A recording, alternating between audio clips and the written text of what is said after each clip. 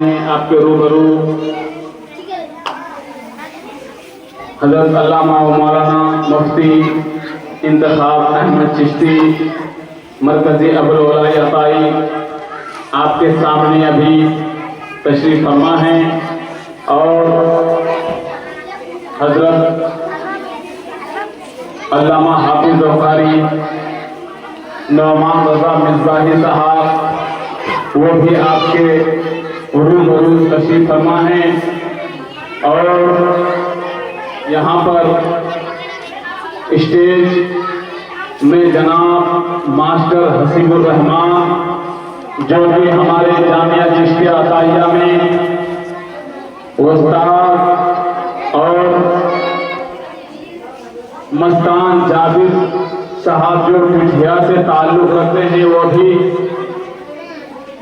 Stage में तशरीफ रखते हैं और मेहमान भी तशरीफ रखते हैं और तमाम तलबा व तालिबात और मेरी आवाज़ जहाँ तक पहुँच रही है मेरी माँ और बहनों तक जो मेरी आवाज़ जा रही है सबको मेरी तरफ से अस्सलामु अलैकुम व रहमतुल्लाहि ताला व बरकातुहू।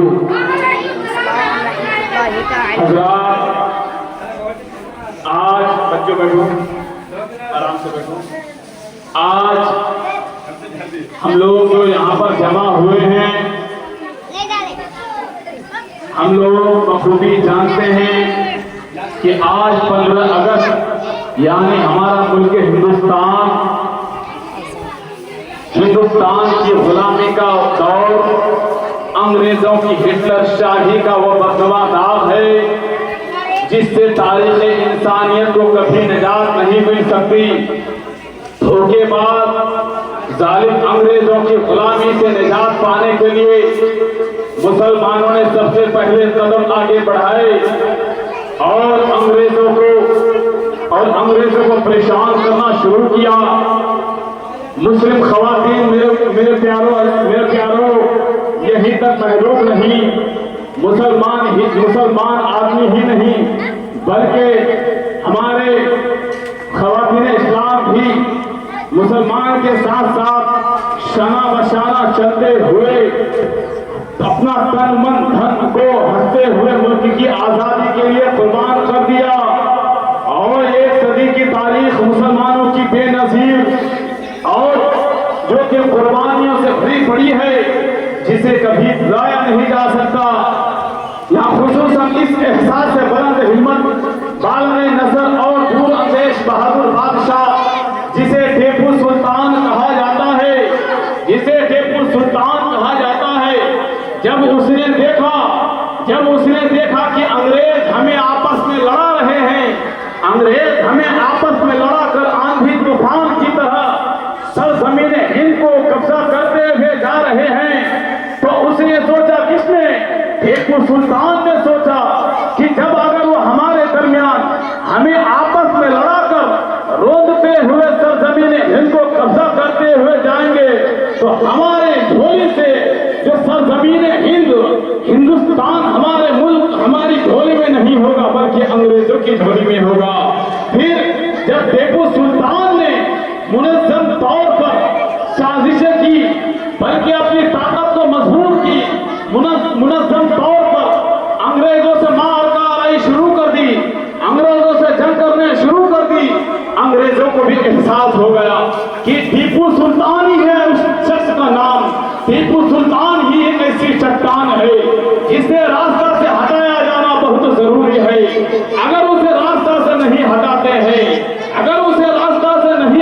हैं तो हम अपनी नापाक साजिशों में कामयाब नहीं हो सकते, हम अपनी नापाक साजिशों में कामयाब नहीं हो सकते। इसलिए उन लोगों ने सोचा कि चाहे जो भी हो सुल्तान को किसी भी हाल से हटाना ही होगा। लेकिन टीपू सुल्तान ने अंग्रेजों के सामने घुटने नहीं झुकाए, टीपू सुल्तान ने अंग्रेजों के सामने घुटने नहीं देखे।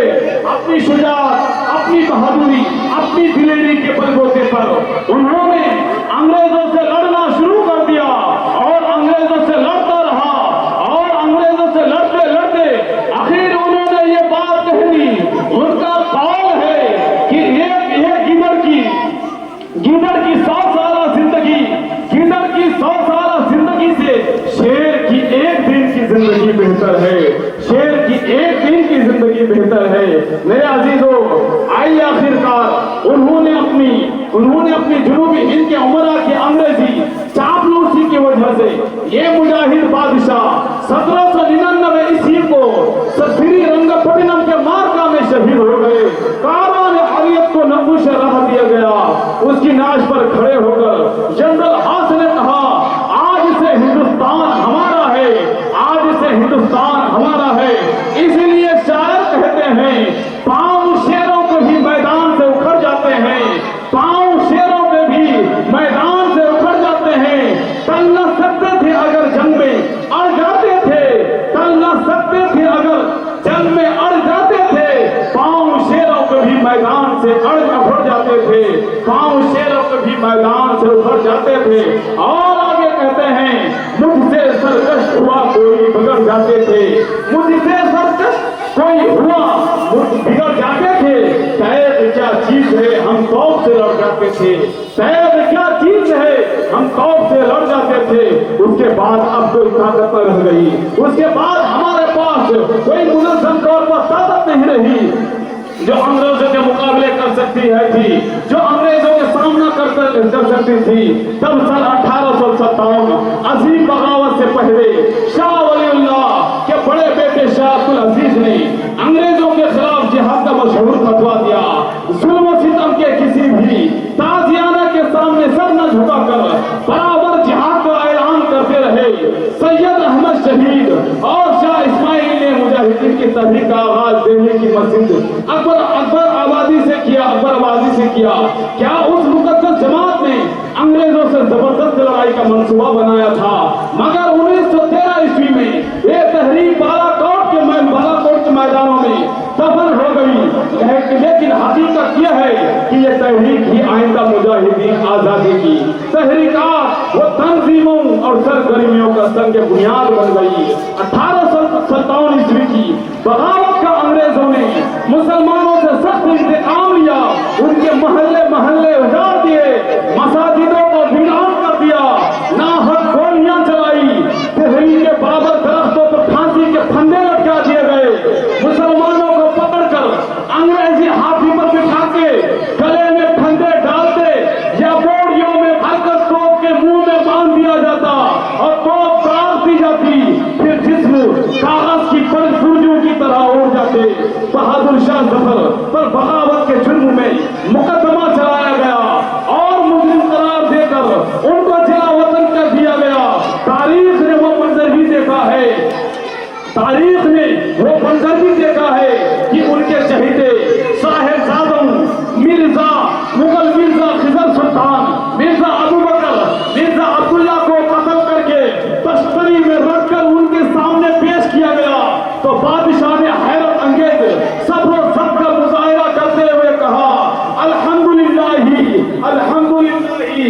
तैमूर की औलाद सुर्ख रूह होकर के सामने आया करती थी, उस अजीम मुजाहिद को अपने वतन में दफन के लिए जगह भी नहीं मिल सकी। इसलिए शायर कहते हैं, कितना बदनसीब सफर दफन के लिए, कितना है बदनसीब सफर दफन के लिए, कितना बदनसीब है सफर दफन के लिए। 2 गज जमीन भी न मिली कोई यार में, 2 गज जमीन भी न मिली कोई यार में। हजरात गिरामी, मैं अपनी बातों को यहीं पर खत्म करता हूँ, अपनी बातों को यहीं पर खत्म करता हूँ। व आखिर दावाना अल्हम्दुलिल्लाहि रब्बिल आलमीन। अब आइए नज़्म पढ़ने